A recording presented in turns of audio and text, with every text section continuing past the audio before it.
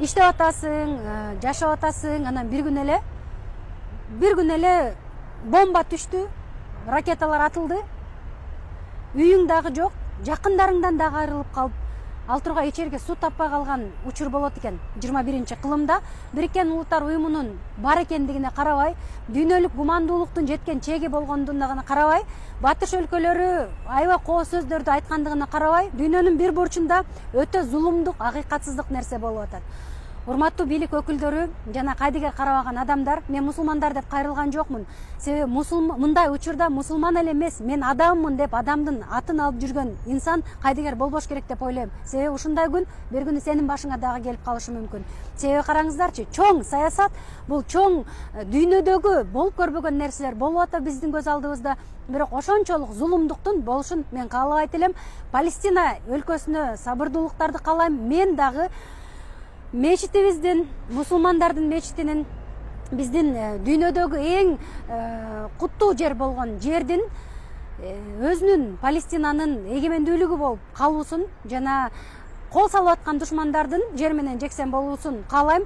Негизи согуш менен эмес, дүйнөдө бири-бирин толеранттуулук менен, сүйүү менен чечилген маселелер жакшы болмок. Бирок тилекке каршы, кээ бир адамдар ага каршы экен.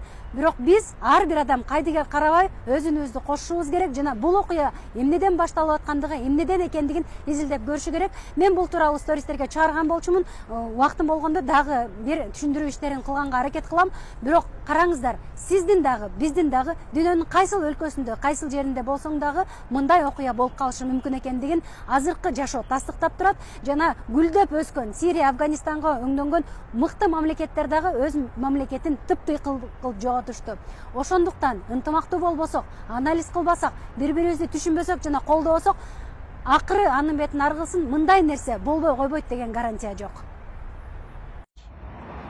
Ассаламу алейкум, кымбаттуу бир тууган момун мусулмандар. 1947-жылдын 29 ноябрь күнү Бирleşкен Улуттар Уюмунун башкы ассамблеясы Палестинанын жеринде эки мамлекет түзүлөт деп чечим кабыл алат. Бири араб өлкө, бири еврей өлкө, Жөөт өлкөсүн деп. Мына эң кызыгушунан башталды. Жөөттөр биринчи күндө баштап мамлекет түзүштү. Керек болсо, коңшу араб өлкөлөр жерин басып алышты. Араб өлкөсү бүгүнкү чейин түзүлбөй жүрөт. Мына ушул Палестина маселеси. Бүгүнкү Хамасты көп жаман көрүшүп атат. Туугандар, эртең Кыргызстанды басып алса, сен да чыгасыңбы? Курал көтөрүп, көз каранды Кыргызстан үчүн, элим үчүн деп туруп. Хамас ошондо чыкты. Ошондо бүгүнкү күнү геноцидке учуруп аткан, аларды жөөтөр жок кылып аткан ушу Палестина эли өзү күрөшүп атат. Мен эркин мамлекет болом, көз карандысыз мамлекет болом деп. Мамлекет бүгүнкү күнү чейин Палестина үчүн түзүлгөн жок. Бир жөөттөр мамлекет түзүлүп, бүт Европа, Америка колдоп атат. Палестина өзүнө өзү калды. Ушул күндөрү көрүп жатасыңар, Израиль геноцид кылып, Палестина бир туугандарды кырып бүттү. Эми болсо дүйнө боюнча аны Украина окшоп колдойт десек, андай колдоо жок. Кайра кош стандарт кетип атат. Мына мисалы бизге акыл үйрөткөн Европанын жогорку комиссары келип Израилге, Нетаньяху менен жолугуп, Израилдин премьер-министри менен Палестина менен жолукпай кете берди. Эмне жолукпайсың десе, мен Израилге ишенем, демократиялык жол менен чечет дейт. Ма демократиялык жол менен чечем деген адам сууну өчүрүп койду, светти өчүрүп койду, бомбаларды аялдар, киши балдар үстүнө таштап атат, үйлөр, имараттар урап жатат. Палестиналыктар эч ким калбады, баары качууда жүрөт. Мына ушул демократия экен, алардын түшүнүгү боюнча. Эми акчаны бербейбиз деп чыгышып атат. Анткени Хамас жөөттөргө кол салды дейт, эми жардам бербейбиз дейт. Туугандар, биз карайлычы, биз да мусулманбыз. Эртең башыбыз кандай иш түшпөсүн. Эртең биз да бирдеке болсо жардам берет деген ойдон алыс болойлу. Биз башыбызда көөлө улут аралык жанжалдар болду, Тажикстанда согуш болду. Ким жардам берип койду бизге? Украинага эми жардам берет экен, христиандар экен жана Европага жакын экен. Ошондуктан биз бири-бирибизди колдошубуз керек. Мен аз чакырып кетет элем. Биз дуба кылайлы. Эсептер ачылса, эсептерге акча которойлу.